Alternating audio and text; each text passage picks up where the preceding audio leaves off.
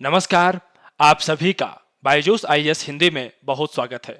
Students, मैं आशा करता हूं आप सभी स्वस्थ होंगे। आज के इस क्लास में हम 18 नवंबर 2021 के दैनिक क्विज के प्रमुख प्रश्नों को देखेंगे। आज का हमारा पहला प्रश्न है, भारतीय चुनाव आयोग निम्नलिखित में से कौन से कार्य करता है? पहला है निर्वाचन क्षेत्रों की क्षेत्रीय सीमाओं का निर्धारण करना। अगला है चुनाव के अयोग्यता अयोग्यता के मामले में राष्ट्रपति/राज्यपाल को सलाह देना। अगला है राजनीतिक दलों को मान्यता देने और चुनाव चिन्ह आवंटित करने से संबंधित विवादों को निपटाने के लिए एक अदालत के रूप में कार्य करना। अगला है दुनिया भर में सहभागी लोकतंत्र और चुनाव प्रशासन को बढ़ावा देने में अग्रणी भूमिका निभाना। विकल्प है केवल 1, 2 और 3, केवल 1, 2 और 4, केवल 2, 3 और 4। अंतिम विकल्प है 1, 2, 3 और 4। स्टूडेंट्स, अगर इन चारों कथनों को हम लोग देखें तो ये चारों ही कथन यहाँ पर सही हैं। यहाँ पर इस अनुसार विकल्प आपका सही हो जाता है डी। दरअसल स्टूडेंट्स, चुनाव आयोग जिसका संबंध भारतीय संविधान के अनुच्छेद 324 के साथ में है, वो भारत में इन सारे कार्यों को आगे बढ़ाता है। हाल ही में चुनाव आयोग ने चुनाव की योजना, राजनीतिक वित्त, मतदाता पंजीकरण, चुनाव प्रौद्योगिकी और राजनीतिक दलों व ईएमबी पर 5 अंतर्राष्ट्रीय प्रशिक्षण मॉड्यूल जारी किए हैं। दरअसल ये सारा कार्य international foundation for electoral systems के सहयोग से भारत के अंदर में भारतीय अंतर्राष्ट्रीय लोकतंत्र एवं निर्वाचन प्रबंधन संस्थान के द्वारा तैयार किए गए 10 मॉड्यूल्स का एक हिस्सा है। भारत के अंदर में जो हमारा निर्वाचन आयोग है वो पूरी दुनिया के अंदर में भी, खासतौर पर ऐसे देश जो कि अल्पविकसित हैं या विकास की प्रक्रिया से गुजर रहे हैं, अभी विकासशील देशों की श्रेणी में आते हैं, वहां पर चुनाव ठीक तरीके से संपन्न करवाए जा सके उनको मदद भी देता है। और इस संदर्भ में आप यहाँ पर इस संस्था के बारे में जानकारी जरूर प्राप्त करें। International foundation for electoral systems Washington DC स्थित एक गैर सरकारी संगठन है जो कि नागरिकों के स्वतंत्र और निष्पक्ष चुनावों में भाग लेने के अधिकार का समर्थन करता है।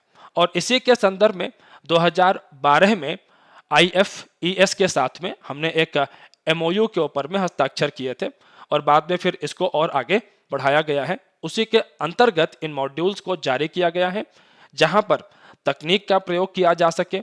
इसके अलावा जो चुनौतियां हमारे सामने आती हैं चुनावों को करवाने में, उनसे निपटा जा सके। इस संदर्भ में ये सारे कार्य किए जा रहे हैं। तो ऐसे में आप लोग देख सकते हैं कि निर्वाचन आयोग किन वजहों से चर्चा में था और ये सारे जो कथन आपके सामने रखे गए ये निर्वाचन आयोग के संबंध में थे और सारे ही ठीक हैं। यहां से आगे बढ़ते हैं स्टूडेंट्स अगले प्रश्न की तरफ। अगला प्रश्न है, सिडनी संवाद किस पर केंद्रित है? परमाणु निरस्त्रीकरण, उभरती महत्वपूर्ण और साइबर प्रौद्योगिकियां, स्वच्छ एवं नवीकरणीय ऊर्जा, बाह्य अंतरिक्ष का विसैन्यीकरण। स्टूडेंट्स, इसका सही जवाब है बी। और ये चर्चा में क्यों है ये हम जरा देख लेते हैं। दरअसल प्रधानमंत्री नरेंद्र मोदी जी सिडनी संवाद में मुख्य भाषण देंगे और आप लोग यहाँ पर देख सकते हैं कि सिडनी संवाद ऑस्ट्रेलिया के अंदर में 17 से 19 नवंबर 2021 तक आयोजित किया जा रहा है। और अगर इस प्रक्रिया की हम लोग बात करें तो ये एक ऑस्ट्रेलियन स्ट्रेटेजिक पॉलिसी इंस्टीट्यूट की पहल है जिसके अंदर में राजनेता, उद्योग हस्ती, सरकारी प्रमुख इनको बुलाया जाता है और नए विचारों पर चर्चाएं होती हैं। उभरती और महत्वपूर्ण प्रौद्योगिकियों का किस प्रकार से इस्तेमाल किया जा सकता है, वहां पर कौन कौन से अवसर हैं, वहां पर कौन कौन सी चुनौतियां हैं, इन सारे विषयों पर यहाँ पर चर्चा होती है।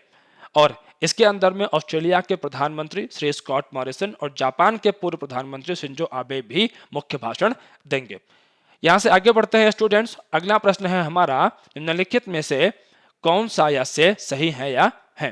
पहला है, साइबर सुरक्षा ग्रैंड चैलेंज को 2020 में नवाचार को बढ़ावा देने और भारतीय साइबर सुरक्षा उत्पादों के विकास को गति प्रदान करने के लिए शुरू किया गया था।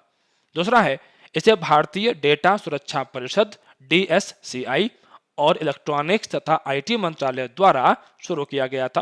विकल्प है केवल 1, केवल 2, 1 और 2 दोनों, ना ही 1 ना ही 2। स्टूडेंट्स, इसका सही जवाब है सी।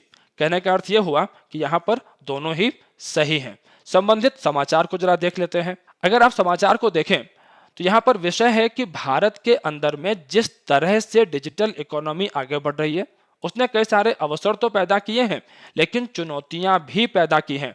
और ऐसे में इस क्षेत्र के अंदर में भारतीय साइबर सुरक्षा उत्पादों के विकास को गति प्रदान करना, इसके लिए नवाचारों को प्रोत्साहित करना, इसी संदर्भ में 2020 में इस चैलेंज को शुरू किया गया था।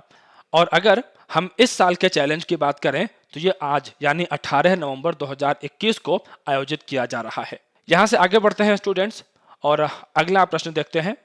प्रश्न है, किस समिति ने 5वीं अनुसूची को संविधान के भीतर संविधान के रूप में संदर्भित किया? मुंगेकर समिति, ढेबर समिति, तेंदुलकर समिति, सी रंगराजन समिति। अगर इस प्रश्न को स्टूडेंट्स हम लोग देखते हैं तो इसका सही जवाब है मुंगेकर समिति। इन्होंने 5वीं अनुसूची को संविधान के भीतर संविधान के रूप में संदर्भित किया। और 5वीं अनुसूची की अगर हम बात करते हैं तो अनुसूचित क्षेत्रों से इसका संबंध हम लोग देख पाते हैं और अनुच्छेद 244(1) मुख्य रूप से इसके साथ में जुड़ा हुआ है। हालांकि ढेबर आयोग को हम लोग जब देखते हैं तो ये भी भारत के अंदर में अनुसूचित क्षेत्रों की पहचान के साथ में ही जुड़ा हुआ है। आप यहाँ पर संबंधित समाचार को जरा देखिए।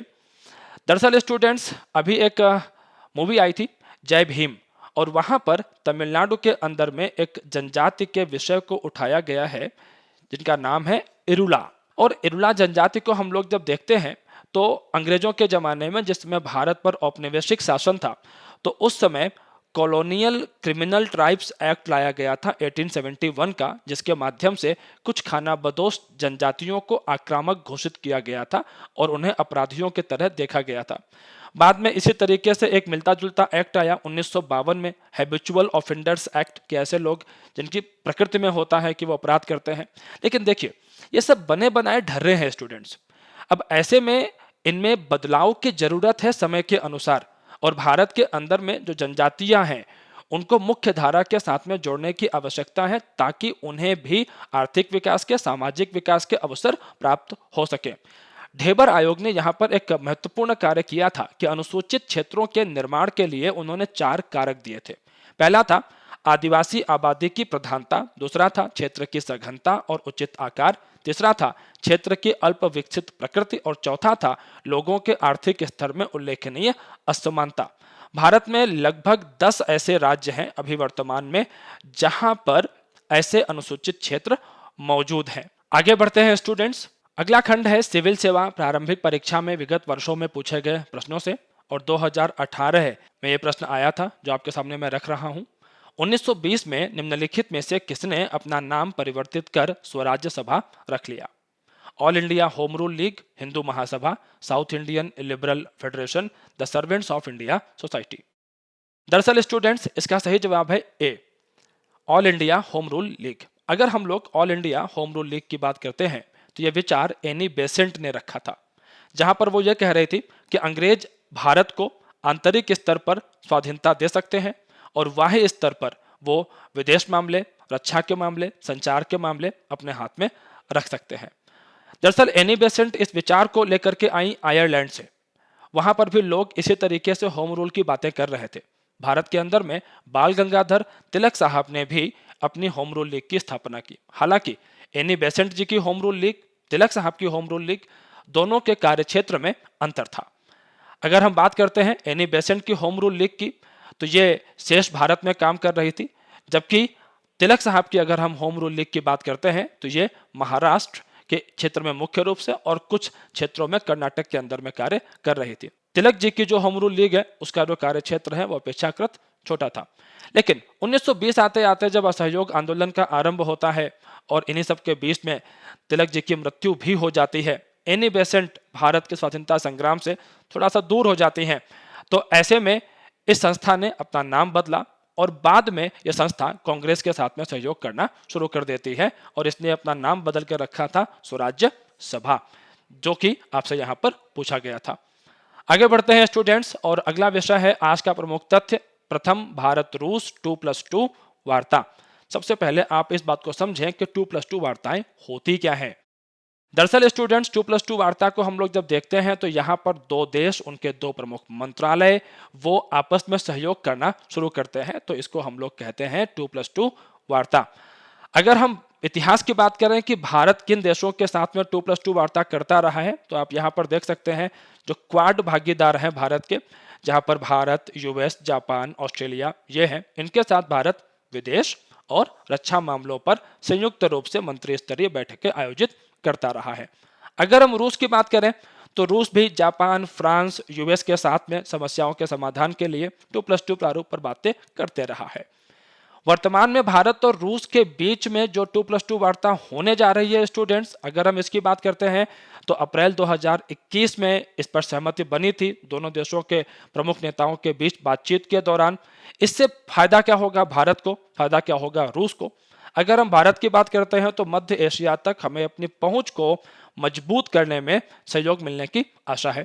इसके अलावा अगर हम रूस की बात करें तो भारत प्रशांत क्षेत्र में वो अपनी एक मजबूत भूमिका को तलाशने की, उसको आगे बढ़ाने की कोशिश करता हुआ दिख सकता है। दिसंबर में जब पुतिन जी की भारत यात्रा होगी तो ऐसे में रक्षा, विज्ञान, प्रौद्योगिकी और व्यापार पर कई समझौते हो सकते हैं।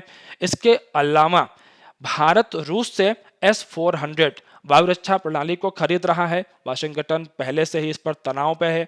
इसके अलावा इन वार्ताओं के दौरान Sukhoi, Su-30 MKI, MiG-29 jet, इसके अलावा 400 और T-90 टैंकों के ऑर्डर पर भी काम चल रहा है। ध्यान रखने की बात यहां पर यह है स्टूडेंट्स कि रूस भारत का शीर्ष रक्षा भागीदार अभी भी बना हुआ है। हालांकि भारत रक्षा भागीदारी के अंदर में अन्य देशों के साथ भी अपने सहयोग को आगे बढ़ा रहा है ताकि किसी एक देश के ऊपर में हमारी निर्भरता ना बनी रहे। इसके साथ साथ स्टूडेंट्स दो प्रमुख रक्षा सौदे और हैं, AK-203 असॉल्ट राइफल और इग्ला-S बहुत कम दूरी की वायु रक्षा प्रणाली, इन पर भी बातें चल रही हैं। हालांकि पहले की अगर हम बात करें तो KA-226T लाइट यूटिलिटी हेलीकॉप्टर, इस सौदे पर कोई बात नहीं चल रही है, तो अभी हो सकता है कि यह समस्या अभी भी उलझी रह सकती है। इसके अलावा भारत और रूस के बीच लॉजिस्टिक्स सपोर्ट एग्रीमेंट के पारस्परिक आदान प्रदान और नौसेना सहयोग समझौते के ज्ञापन के ऊपर में भी हस्ताक्षर होने की उम्मीद है ताकि दोनों देशों की नौसेनाएं एक दूसरे के अनुभवों से फायदा उठा सकें। तकनीकी के हस्तांतरण के ऊपर भी काम यहां पर हो सकता है, एक दूसरे की तकनीक को समझने की कोशिशें भी हो सकती हैं। स्टूडेंट्स, मैं आशा करता हूं आज का यह वीडियो आप सभी को पसंद आया होगा। वीडियो को लाइक और शेयर करना बिल्कुल भी मत भूलिएगा। अच्छी जानकारियां अधिक से अधिक लोगों तक पहुंचनी चाहिए। आप चैनल को सब्सक्राइब कर लेंगे, बेल आइकन को प्रेस कर लेंगे तो ऐसे में सारे नोटिफिकेशंस आप तक समय से पहुंचते रहेंगे। शुक्रिया।